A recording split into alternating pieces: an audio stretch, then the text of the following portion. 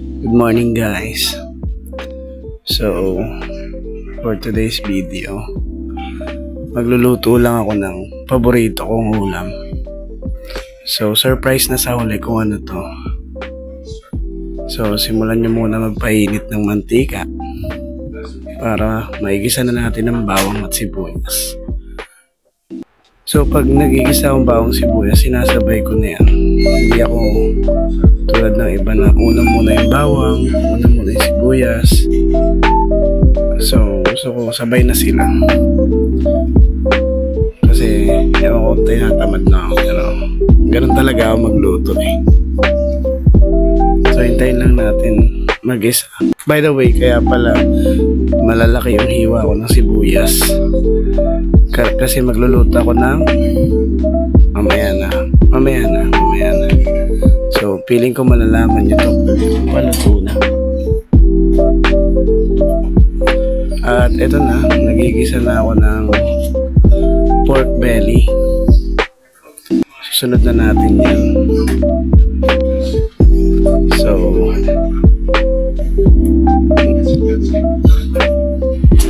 halo-haloin na. Medyo nahirapan ako naghalo guys, kaya kinat ko muna.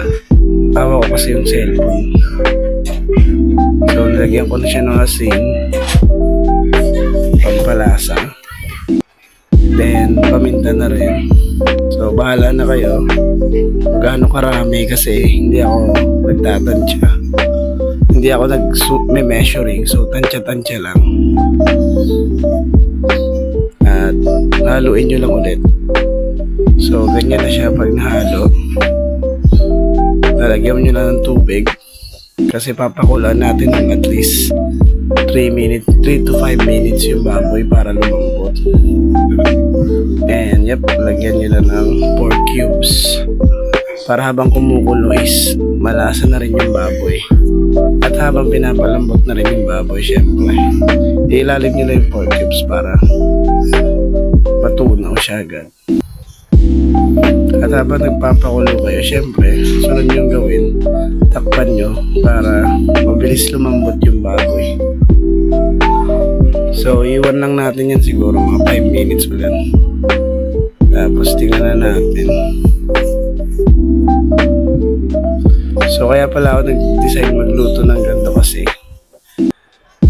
kakatapos lang ng year-end party namin kagabi at medyo maraming nainom.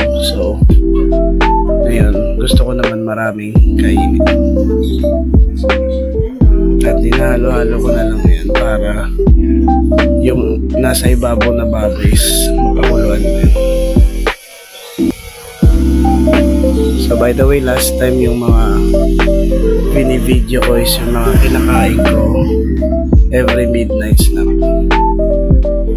So hindi na kasi ako nakakatagal-matagal. Hindi na ako nakakain sa labas matagal na ng madaling araw. So buong gabi halos tulog na ako. So ngayon nakikita nyo yung tubig medyo nakakati na. Isusunod nyo na dyan yung pampalapot, which is Alaska crema. Alaska crema ginagamit ko kasi ano eh, mas malapot siya eh. So pag nalagyan nyo na ng Alaska crema, syempre haluin nyo. Wala iwanan nyo ng ganyan, common sense. So pag nahalo nyo na yung Alaska crema, siguro iwanan nyo lang na mga 3 minutes. Huwag masyadong matagal kasi hindi pwedeng masyadong makati. Then lagay nyo na yung mushroom. Siguro naman may idea ka na kung ano ulam na.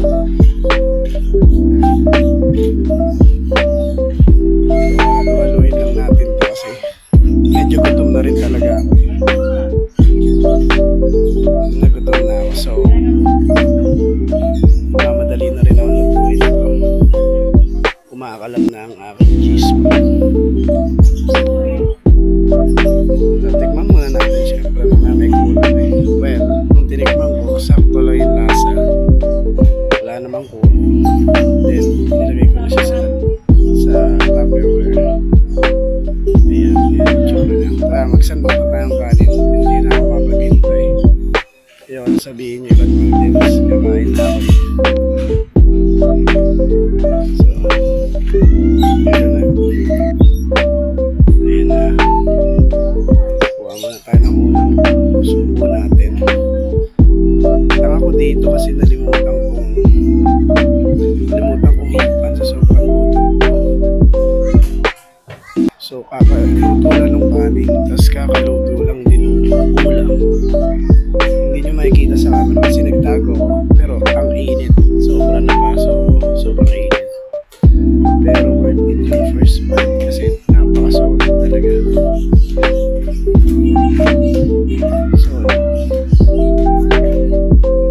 So, ang gagawin ko na lang dito ay subusin.